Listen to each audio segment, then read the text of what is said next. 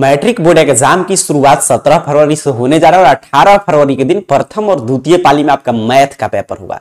तो ऐसे में अंतिम समय इस चैनल पे अंतिम गेस्ट प्रश्न की क्लास हम लोग कर रहे हैं। इस समय हम लोग वही प्रश्न पढ़ रहे हैं जो कि आपके पेपर में देखने को मिले। और देखिए ऑब्जेक्टिव प्रश्न का तो तमाम क्लासेस आप देख रहे होंगे, लेकिन सब्जेक्टिव प्रश्न मैथ में जानना जरूरी है, क्योंकि इस ऑब्जेक्टिव से सिर्फ अपने को 50 ही नंबर हम ला सकते हैं। अगर मैथ में अपने को 100 में 100 स्कोर करना है या किसी भी सब्जेक्ट में, तो ऑब्जेक्टिव के साथ साथ सब्जेक्टिव पढ़ना भी जरूरी हो जाता है। और सब्जेक्टिव से क्या बेनिफिट है कि अगर आप सब्जेक्टिव सीखे हैं तो आसानी से आप ऑब्जेक्टिव बना लेंगे, क्योंकि कभी देखिएगा जिस रूप में सब्जेक्टिव प्रश्न आया है उसी तरह आप ऑब्जेक्टिव भी पूछा जाता है, बस अंक वगैरह चेंज होता है। तो ध्यान से चीजें समझिएगा। जो भी महत्वपूर्ण प्रश्न है जो कि मैट्रिक बोर्ड एग्जाम 2025 में 18 फरवरी के दिन पेपर में देखने को मिल सकते हैं, वैसे मैथ के सब्जेक्टिव प्रश्न की चर्चा करेंगे। तो अंतिम समय आपको क्या करना है, मोबाइल को फुल स्क्रीन मोड में रख दीजिए, क्योंकि सब्जेक्टिव प्रश्न का क्लास है, और पेन कॉपी लेकर एक एक चीज को सॉल्व कीजिएगा, सीखिएगा बारीकी से। चलिए शुरू करते हैं। यहां पे हम लोग तमाम टाइप के प्रश्न सीखेंगे।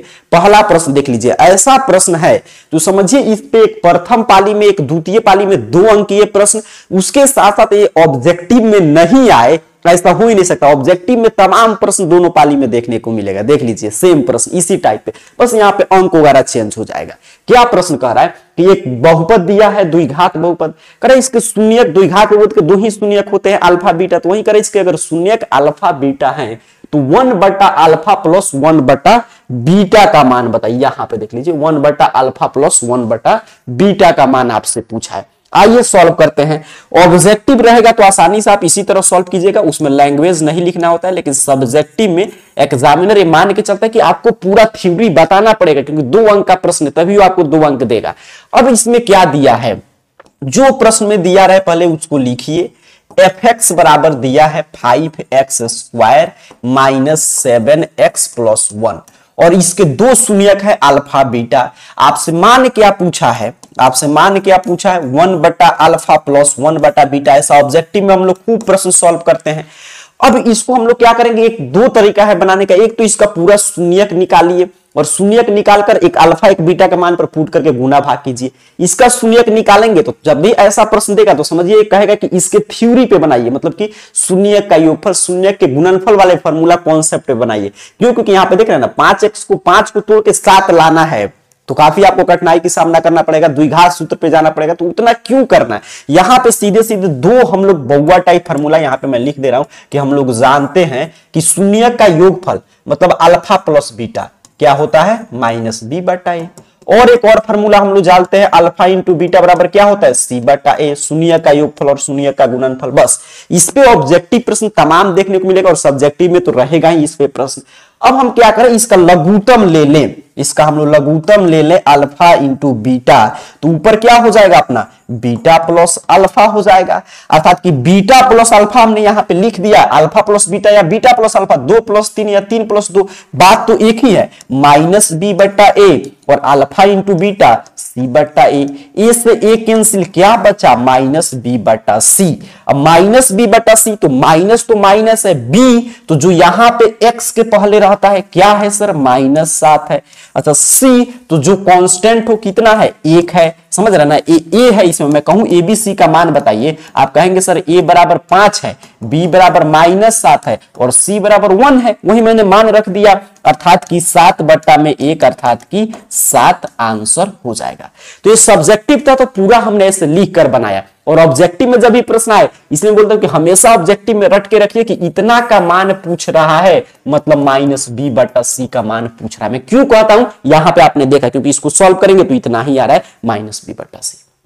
समझ गए, इस पे ऑब्जेक्टिव प्रश्न सब्जेक्टिव प्रश्न नहीं आए दोनों पाली में, ऐसा हो ही नहीं सकता है। स्क्रीनशॉट लेना है तो ले सकते हैं। चलिए आगे बढ़ते, ध्यान से सीखिएगा। अंतिम समय में हम आपको वही प्रश्न बता रहे हैं जो देखिएगा पेपर में, इस पे सीधे सीधे प्रश्न आपको देखने को मिलेगा। और हर एक चैप्टर का मैं रिवीजन भी करा रहा हूं। वो दूसरा चैप्टर से प्रश्न था, ये तीसरा चैप्टर से आ गया। कह रहा है आपसे प्रश्न, यहां पे देखिए कि समीकरण युग्म दिया है, कर इसको हल कीजिए। जब भी ऐसा प्रश्न आए, समीकरण युग्म दिया रहे, तो आपको ये नहीं है कि किस विधि से हम हल करेंगे, आप स्वतंत्र हैं। मन करे ग्राफीय विधि से, मन करे आपको प्रतिस्थापन, विलोपन, वृषगुणन, किसी विधि का प्रयोग करके हल कर दीजिए जिससे आसानी से बन जाए। तो यहां पे पहले हम लोग समीकरण को लिखते हैं, x माइनस 2y बराबर 0, ये हमारा दिया है समीकरण 1। अच्छा एक और दिया है प्रश्न में, देखिए 3x प्लस 4y बराबर -20, तो ये हो जाएगा मतलब कि -20 है तो इधर आकर हो गया +20। या यहां पे देखिए मैं पूरा लिख कर आपको समझा दे रहा हूं क्योंकि सब्जेक्टिव प्रश्न है तो पूरा डिटेल में लिखेंगे हम लोग। 3x + 4y - 20 = 0, या इसको हम ऐसे लिख सकते हैं 3x + 4y = 20, बिल्कुल लिख सकते हैं। -20 था तो इधर आकर +20, समीकरण 2। तो समीकरण 1 और समीकरण 2 मिल गया। अब मुझे दिखाई दे रहा है कि मैं अगर विलोपन विधि का यूज करूं तो यहां पे 3 है और यहां पे x है, तो यहां पे अपने को 3 लाना है, तो इसमें मैं 3 से गुना कर दूंगा, घटा दूंगा तो एक चीज विलुप्त हो जाएगा। आपको नहीं समझ में आ रहा तो प्रतिस्थापन विधि से बना लीजिए, जिस विधि आपको जो भी आसान लगे उसे आप बना सकते हैं। चलिए विलोपन विधि का हम लोग यूज करें तो मैं लिख दूंगा यहां पे कि समीकरण 1 में 3 से, क्यों, क्योंकि एक बराबर करेंगे तो यहां पे 3 से गुना कर दूंगा, बराबर हो जाएगा।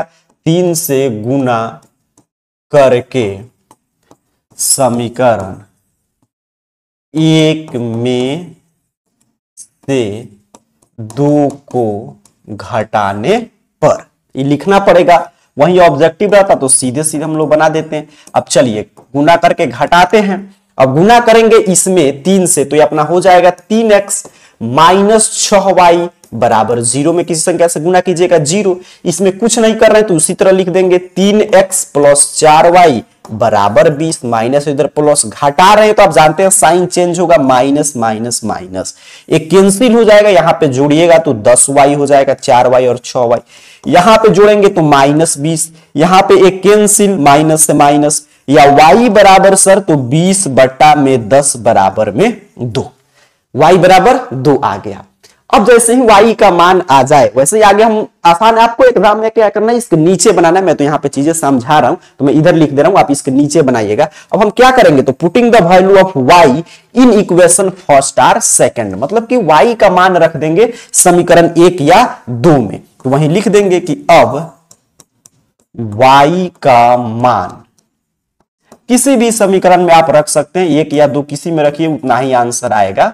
समीकरण 1 में रखने पर, चलिए रखते हैं।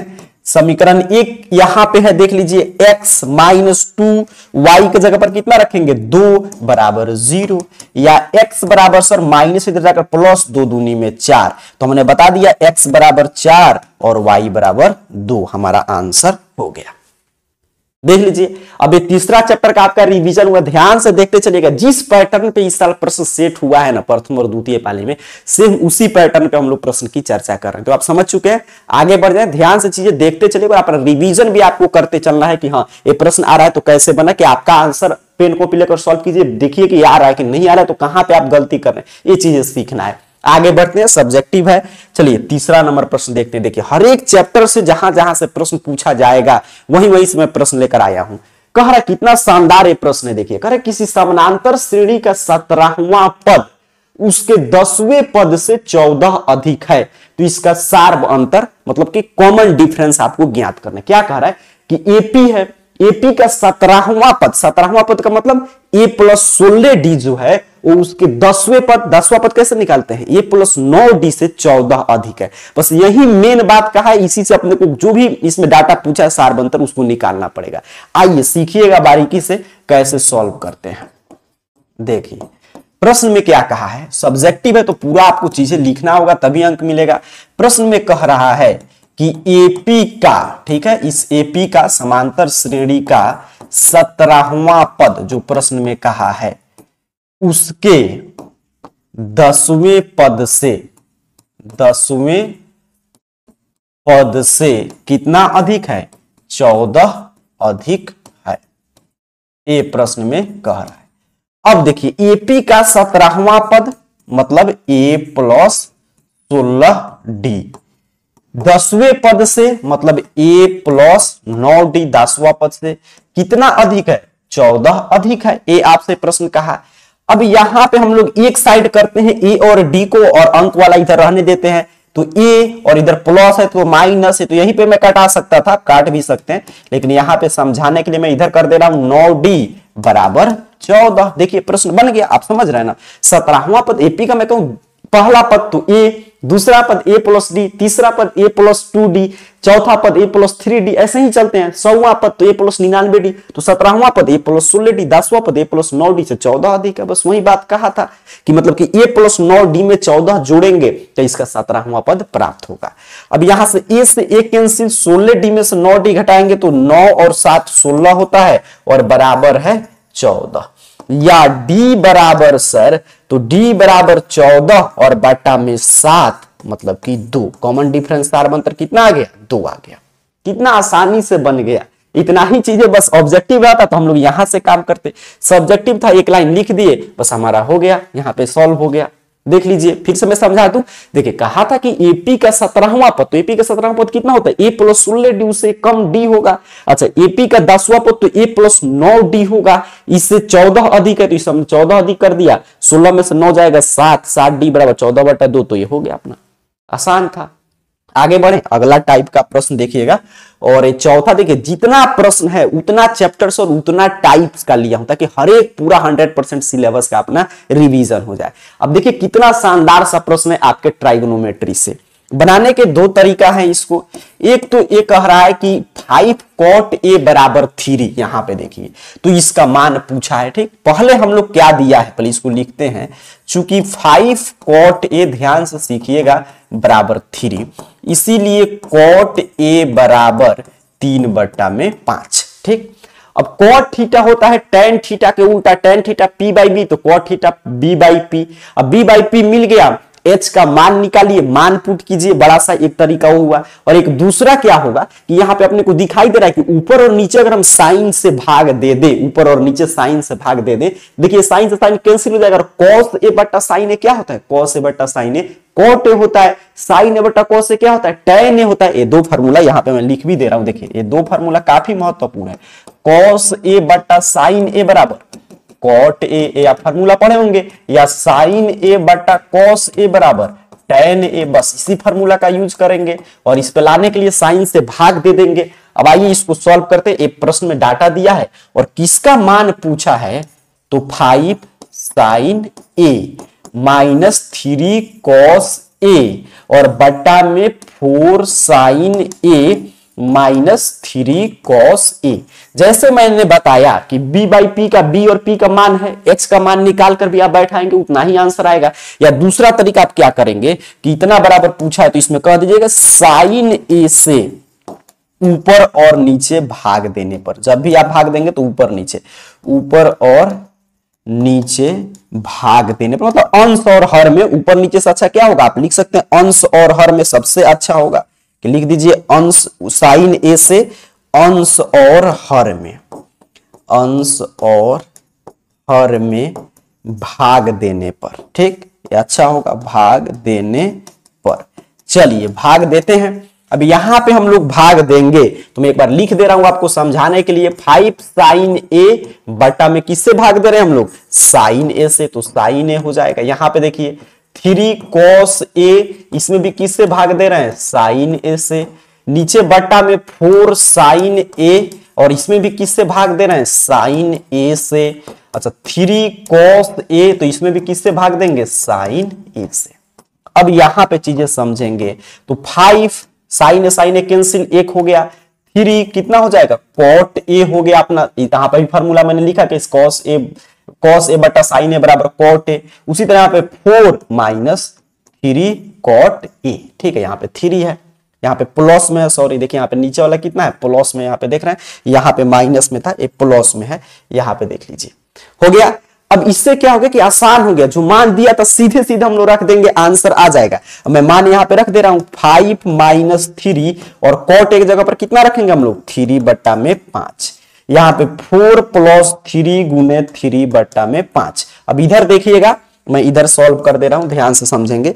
या 5, अच्छा यहाँ पे सीधे सीधे मैं सॉल्व भी कर दूं ताकि यहाँ पे आप चीजें देख पाए। आप चाहे तो इसको पूरा गुना भाग भी कर सकते, तो मैं 5 यहाँ पे लघुत्तम ले लूं। यहाँ पे देखिए 5 लघुत्तम हो गया, तो 5 25। अच्छा एक बार लिख भी दे रहा हूं मैं, और माइनस 3 3 का 9, लघुत्तम का जोड़ घटाव यहां से बन रहा है। अब 5 यहाँ पे भी हम लोग लघुत्तम ले लें तो यहाँ पे हो जाएगा 5 चौका 20 और प्लस में 3 3 का में 9। ठीक है, अब यहां पे देखिएगा 25 में से 9 जाएगा तो 16, ये तो 5 से 5 कैंसिल हो जाएगा और 16 बटा में 29 हो जाएगा आपका, बिल्कुल 16 बटा में 29। तो ये आपका आंसर हो गया। देख लीजिए, चीजें समझ लीजिए, अगर स्क्रीनशॉट लेना है तो आप ले सकते हैं। चलिए यहाँ पे 25 था और 25 में से आप यहाँ पे 9 मतलब कि 16 में 9 जोड़ेंगे तो 25 होगा ही, और यहाँ पे 20 9 29, समझ रहे हैं ना, मतलब 16 और 4 20 अपना 5 5 4 9 जोड़ेंगे तो 25 हो जाएगा। बस वही काम हम लोग किए हैं। फिर से मैं इसको समझा दूं, काफी शानदार सा प्रश्न था। तो इसको बनाने का 2 तरीका है। एक तरीका है कि यहां से p बाई बी है, h का मान निकालकर चीजें बैठा दीजिए, साइन ए का p by H, cos A का b बाई एच, वैसे भी बन जाएगा, सेम आंसर आएगा। दूसरा तरीका ये शानदार सा था कि हमको दिखाई दे रहा है कि इससे क्या होगा कि एग्जामिनर पे अच्छा इफेक्ट पड़ेगा कि हाँ विद्यार्थी ये फॉर्मूला सब जानते हैं, लेकिन इसका यूज किस प्रश्न में करना है ये आपको पता था, तो आपने ऐसे सॉल्व किया तो आपको जितना अंक का प्रश्न रहेगा उतना अंक देगा ही। तो बस आगे हम लोग क्या किए, साइन से भाग कर दिए और आगे तो वही काम किए हैं, गुना भाग। देख लीजिए, शानदार सा प्रश्न था। आगे बढ़ते हैं, अगला प्रश्न देख लेते हैं। यहां पे ए रहा, देखिए हर एक टाइप का प्रश्न, और देखिएगा आज के क्लास से सीधे सीधे कितना प्रश्न आपको एग्जाम में देखने को मिलेगा। कह रहे आपसे कि इसको मिलाने वाली, ये प्रश्न देखिए, बिंदु इतना और इतना को मिलाने वाली रेखा खंड के मध्य बिंदु मतलब मिड पॉइंट की दूरी इतना से, समझ रहे हैं। अब इसमें से दूरी पूछा है, दूरी सूत्र का प्रयोग करेंगे, लेकिन किससे दूरी पूछा है, तो इसको मिलाने वाली रेखा खंड के मध्य बिंदु से। आइए देखते हैं, ध्यान से देखिए। देखिए क्या प्रश्न कह रहा है, यहां से चीजें आपको समझ में आ जाएगा।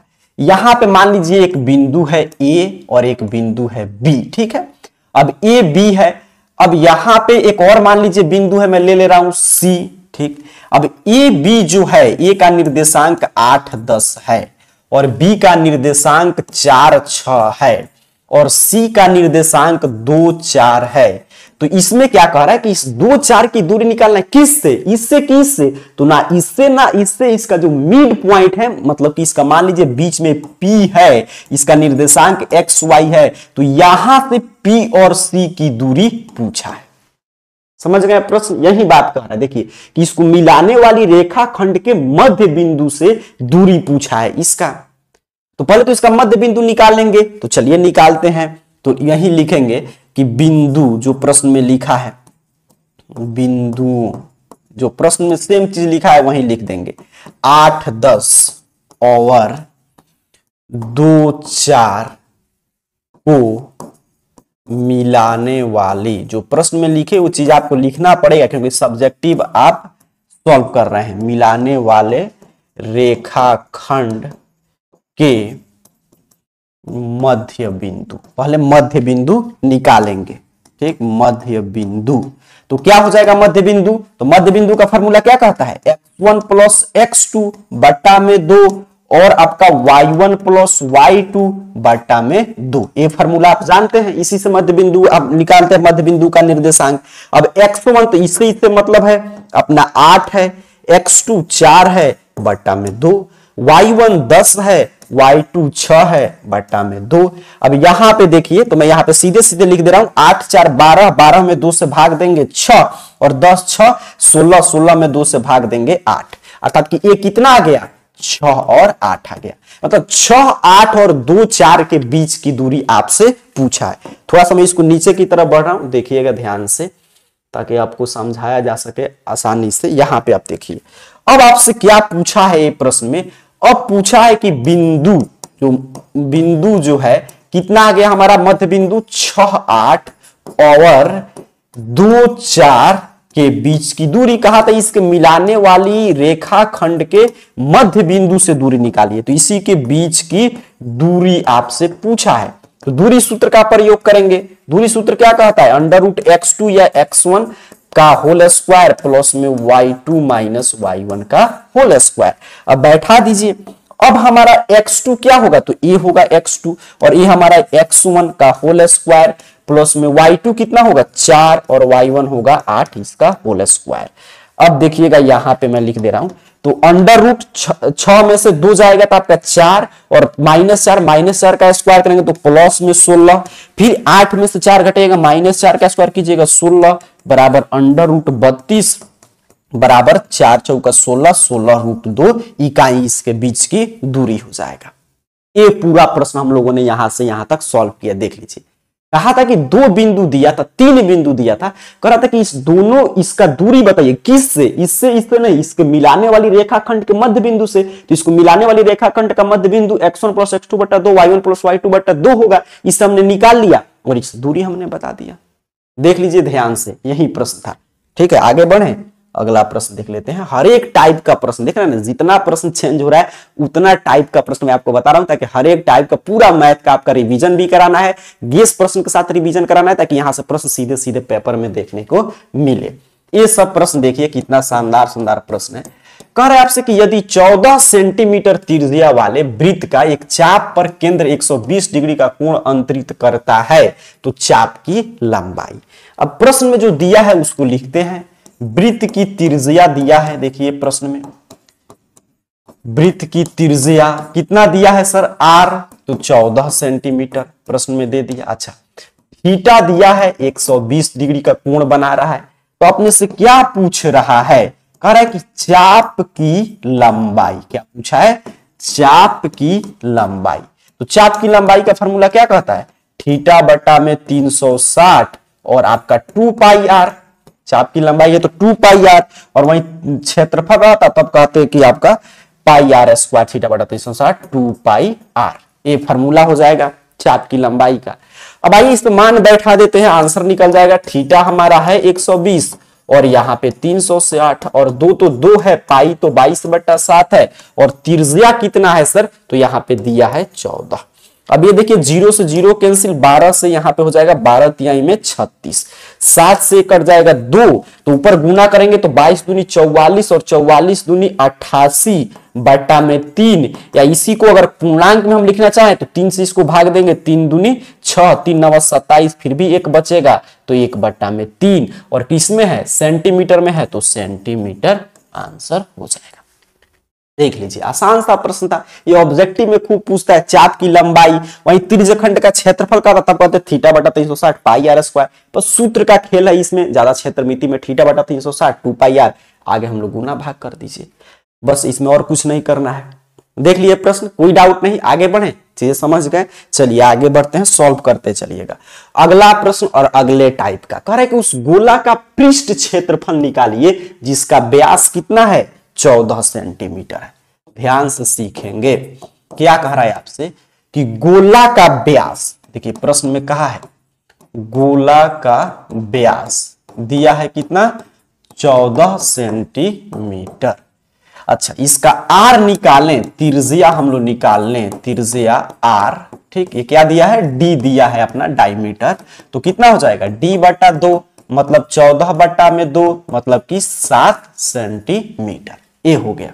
अब क्या पूछा है आपसे, अब पूछ रहा है कि गोला का पृष्ठ क्षेत्रफल, मतलब संपूर्ण पृष्ठ क्षेत्रफल कहना चाहता है, पृष्ठ क्षेत्रफल। तो गोला का पृष्ठ क्षेत्रफल क्या होता है, 4πr² होता है। गोला की बात हो रहा है, 4 तो 4 है, पाई तो अपना 22/7 है, r कितना है सर, 7 गुने में 7 है, 7 से 7 कैंसिल, 22 चौका में 88 बिल्कुल, और यहां पे हो जाएगा अपना 7। अब गुना करें हम लोग तो 7 × 56 और फिर 7 × 56 और 5 61, तो अपना हो जाएगा 616 सेंटीमीटर स्क्वायर में होगा, क्योंकि पृष्ठ क्षेत्रफल की बात हो रहा है। बिल्कुल, इसमें क्या था, प्रश्न में कुछ नहीं था, बस फार्मूला मेन था। फार्मूला का आपका रिवीजन हुआ, फार्मूला याद है, व्यास को त्रिज्या में आप कन्वर्ट करके बस गुना भाग कर दिए, और कुछ नहीं किए। चलिए आगे बढ़ते हैं, अगला टाइप का प्रश्न देखते हैं। आपका यहाँ पे 8 नंबर प्रश्न देखिए, 8 नंबर प्रश्न भी ट्राइगोनोमेट्री से काफी शानदार सा प्रश्न लिया गया है। सॉल्व करके इसको आपको प्रूव करना है, लाना है, सिद्ध करना है कि इतना बराबर इतना होता है। यहां पे प्रश्न में मैं देखूं तो यहां पे टाइपिंग मिस्टेक है, यहां पे क्या होना चाहिए, सेक के, क्योंकि एनसीईआरटी का प्रश्न है, यहां पे क्या होना चाहिए, सेक के, तभी आप ला सकते हैं। ठीक है, मतलब कि प्रश्न में क्या होना चाहिए था, एक्चुअल में प्रश्न ऐसे रहता है, यहां पे सेक ए, नहीं तो देखिए इस तरह प्रश्न रहेगा ना, इस तरह, तो यहां पे दिखाई दे रहा है cos थीटा आएगा, इसको सॉल्व कीजिएगा तो क्या आएगा, cos थीटा आ जाएगा। लेकिन यहां पे प्रश्न में एक्चुअल प्रश्न इस तरह आएगा एग्जाम में, 1 - sin a और into sec a plus tan a बराबर 1, इस तरह प्रश्न था, ये हमारा क्वेश्चन हुआ, देख लीजिए तब आएगा 1, नहीं तो इससे के नहीं रहेगा तो कितना आ जाएगा, cos है, तो टाइपिंग मिस्टेक था। अब हम लोग LHS लेकर चलेंगे, RHS ला देंगे, प्रूव्ड हो जाएगा। तो चलिए LHS से चलते हैं। LHS हमारा कितना है सर, तो यही है सेक ए इंटू 1 माइनस साइन ए। आप समझ रहे हैं ना, मतलब सेक ए कहां से आ गया, ये आया नहीं है, प्रश्न में था, यहाँ पे टाइपिंग करने में छूटा था। और अगर सेक ए आप हटा देंगे तब पूछेगा इतना बराबर कॉस ए लाइए, तब कॉस ए आएगा सीधे सीधे, ये समझ के रखना है। तो सेक ए बराबर 1 minus sign A into sec A into 1 minus sign A into sec a plus tan ए। प्रश्न में LHS हमारा अब हो गया। अब इसको हम लोग क्या कर सकते हैं, तो इसको साइन कॉस में बदल देंगे, तो सेक कॉस का उल्टा होता है, तो 1 बटा कॉस। ये ऑलरेडी साइन कॉस में है तो इसको रहने देते हैं।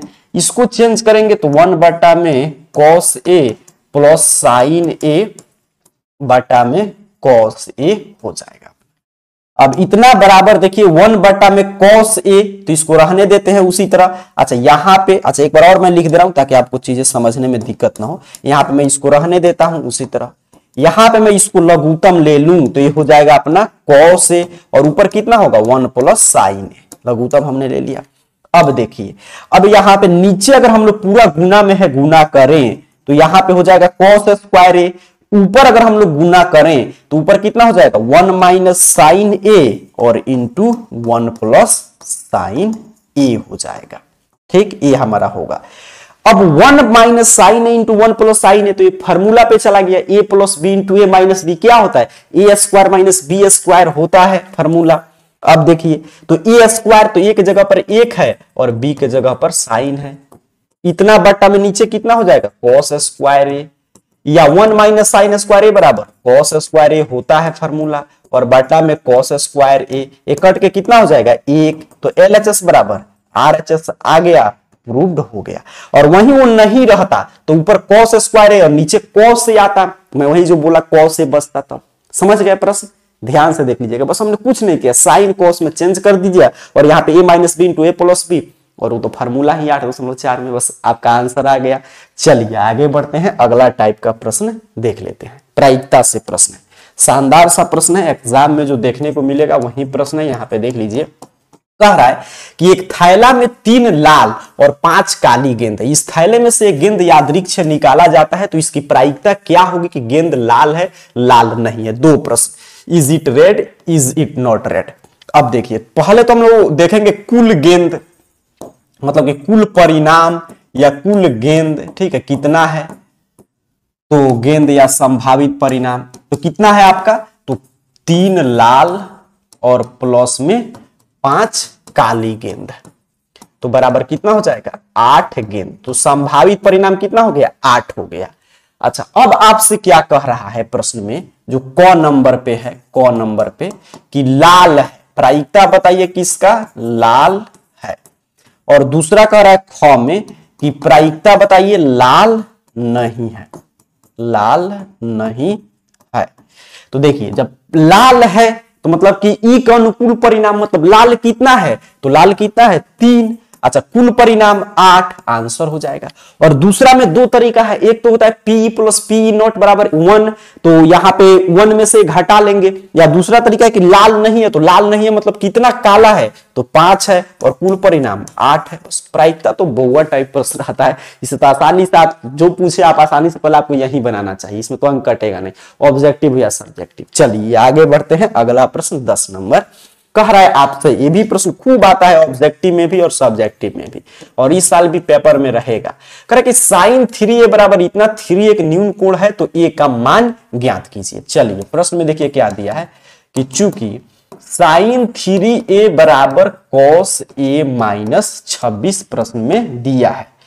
अब यहां पे हम लोग साइन को चेंज करें तो हम इसको लिख सकते हैं, साइन थीटा बराबर कॉस 90 माइनस थीटा होता है, तो इसको हम लोग लिख सकते हैं ऐसे, साइन के जगह पे कॉस और 90 तो 90 है, और थीटा के जगह पर 3a है, तो 3a बराबर cos a minus 26 degree. Cos से कॉस कैंसिल, 90 माइनस 3a बराबर a माइनस 26। अब देखिए 90 और यहां पे माइनस 26 है तो इधर आकर प्लस 26, a माइनस है तो इधर प्लस a हो गया, या 4a बराबर 6 और 9 2 11, बिल्कुल, या a बराबर यहां पे 116 बटा में 4 बराबर 4 दूनी 8 और आपका 8 और 3 और 36 तो 4 9 36 29 डिग्री आंसर हो जाएगा। ऑब्जेक्टिव में भी एक प्रश्न आता है, सब्जेक्टिव में भी। तो इस तरह मैं 10 टाइप का प्रश्न आपको टोटल सिखाया जो इस साल के लिए संभावित है। बाकी कौन सा क्लासेस कब आता है सबके लिए आप कोई भी मतलब कि सोशल मीडिया हैंडल यूज करते होंगे, Telegram, WhatsApp channel, Facebook, Instagram, वहां पे AR करियर पॉइंट सर्च करके ज्वाइन हो जाइएगा जरूर एग्जाम तक।